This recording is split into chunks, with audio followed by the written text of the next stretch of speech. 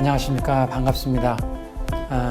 저는 미국계 헤드헌팅 회사인 하이드릭 앤 스트러글즈라는 미국계 헤드헌팅 회사의 김연호 지사장입니다. 네, 오늘 사람인 보고 저희가 최근에 탤런트 국내 대기업들 그리고 글로벌 기업들이 어떤 탤런트들을 영입을 하는지 지난 한 2년 이런 정도의 트렌드를 가지고 여러분들하고 대화를 나누게 됐습니다.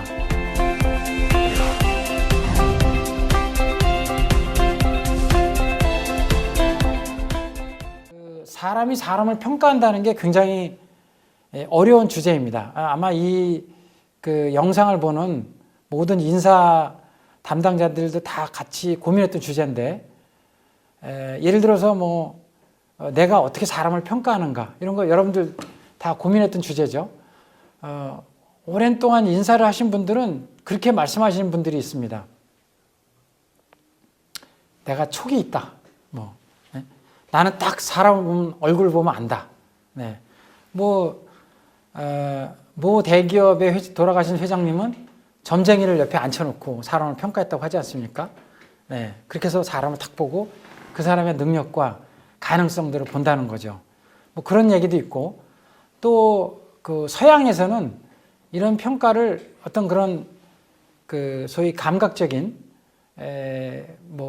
소위 인투이티브한 이런 거보다는 데이터를 중심으로 서양은 좀 발전해 왔습니다. 근데 대체로 이런 평가 방법론과 툴이 이 전쟁하고 좀 연관되어 있습니다. 그래서 예를 들면 미국 같은 경우에는 2차 대전 때 젊은 장교들을 어떤 특정한 지역에 보내기 위해서 이 평가 방법론을 계속 개발을 해왔습니다. 왜 그러냐면 어떤 젊은 장교를 어느 지역에 보내는데 이 사람이 가서 잘할지 못할지, 가자마자 사망한다든지 그럼 병사들이 다 사망하겠죠. 그런 것들에 대한 고민을 통해서 어떤 사람을 적재적소에, 동양에서 말하는 적재적소죠, 보낼까 이런 걸 하다 보니까 굉장히 많은 데이터와 설문과 이런 걸 통해서 그런 평가 방법들을 만들어 왔습니다.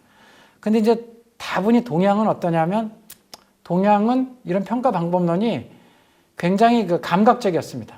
예를 들어서 회장님이 그렇게 알듯이, 또는 관상을 본다든지 이런 형태로 해서 해왔는데, 지금은 이제 우리나라 기업도 그런 어떤 감각적인 평가 이외에도 소위 말하는 심리학적인 툴, 그 다음에 과거의 어떤 성과, 이런 데이터 이런 걸 통해서 평가를 하게 되는데, 저희 회사도 그런 여러 가지 평가 방법론을 통해서 후보자들 또는 리더십을 평가하고 있습니다.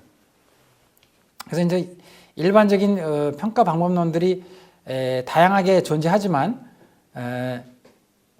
대체로 사람들을 평가하는 거는 크게 우리가 구분을 해본다 그러면,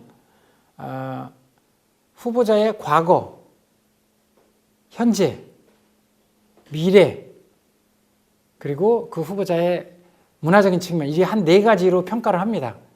어떤 회사나 평가하는 방법론이 있는데, 그 방법론들을 이렇게 다 분석을 해보면 이 4가지로 들어가 있습니다. 그러니까 첫 번째는 후보자의 과거를 보는 거죠. 어떤 예를 들면은 전공을 뭐를 했다든지, 어떤 회사를 다녔다든지, 또는 어떤 일에 성과를 냈다든지, 이런 것들이 이제 후보자의 과거입니다. 우리가 어떤 일을 할 때 사람을 평가할 때도 다 마찬가지입니다. 일단 기본적인 과거죠. 과거는 대개 팩트입니다. 팩트라고 하면 있느냐, 예스냐, 노냐 이런 주제죠. 전공을 공학을 했다든지, 인문학을 심리학을 했다든지 이렇게 되는 거죠. 그게 이제 과거, 대개 OS로 이제 평가를 하게 되는 거고요. 그 다음에 두 번째, 후보자 현재는 저희는 이런 걸 리더십 역량이라고 말합니다. 리더십 역량은 대체로 그 사람이 신입사원이든 또는 어떤 조직의 어떤 키 리더든 사장이든 또는 사업부장이든 동일합니다. 신입사원이라 할지라도 어떤 리더십 역량이 있느냐, 그런 것도 이제 여러 가지 형태로 평가할 수가 있습니다. 리더십 역량은 학습 역량, 전략과 학습 역량, 그 다음에 조직을 잘 관리하는 역량, 성과를 내는 역량, 그 다음에 뭐 혁신하는 역량 등등의 이런 요소들을 가지고 있습니다.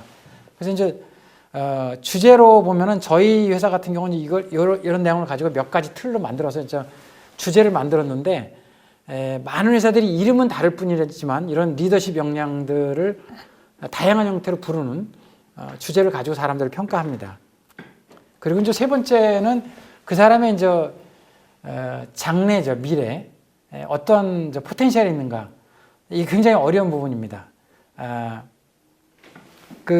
제가 이제 이 일을 하면서 놀랍게 사람을 평가하는 걸 놀랍게 봤던 저희 클라이언트 그룹 중에서 봤던 그 업종이 연예 업종입니다. 엔터테인먼트 업종인데, 여러분들 한번 생각해 보시면 예를 들어서 이제 아이돌 그룹을 만들 때 아이돌 그룹을 뭐 중학교 때 사람을 뽑잖아요. 중학교 때 뽑는데 중학교 때 그 나이에 10년 후에 이 사람이 될지 안 될지를 모르지 않습니까? 그 장래를 보는 거잖아요. 그러면 그 장래를 어떻게 평가하느냐? 그치, 뭐 제작자, 지금 굉장히 유명하신 분인데 그분한테 여쭤보니까 역시 그분도 뭐 유명한 점쟁이 같이 말씀하시더라고요. 보면 안다. 네, 답이 보면 안답니다. 보면 안다는 것 같이 저희는 사실 저희 같이 이렇게 업적이 있는 사람들 좋아하는 말은 아니에요. 보면 안다는 것 같이 애매한 말이 없지 않습니까? 그러면 그 사람만 알 수 있다는 거잖아요. 그러면 이게 재생산은 안 되는데, 어쨌든 저희 같은 인사 회사들이나 인사에 종사하시는 분들은 보면 안다고 말할 수는 없지 않습니까? 그러니까 그 항목들을 예를 들어서 그 사람이 학습 능력, 미래를 보는 안목, 그 다음에 새로운 환경에 적응하는 능력, 학습 능력이 아주 뛰어난 사람과 해병대를 나온 사람과 이렇게 나중에 가서 조직의 리더를 평가할 때 오히려 군에서 어떤 특정한 역량을 잘 겪은 사람들이 잘 버티는 경우도 있거든요. 그래서 이런 것들을 종합적으로 봅니다. 그리고 이제 끝으로 이제 문화적인 걸 보는데, 이 부분도 굉장히 중요합니다. 각 회사, 최근에는 각 회사마다 자기 그 조직 문화에 맞는 사람을 원하거든요. 근데 분명히 여러분들도 보시면, 예를 들어 지금 닷컴의 우리나라 1세대, 2세대 벤처회사 중에 가장 큰 N사, K사 문화가 굉장히 다릅니다.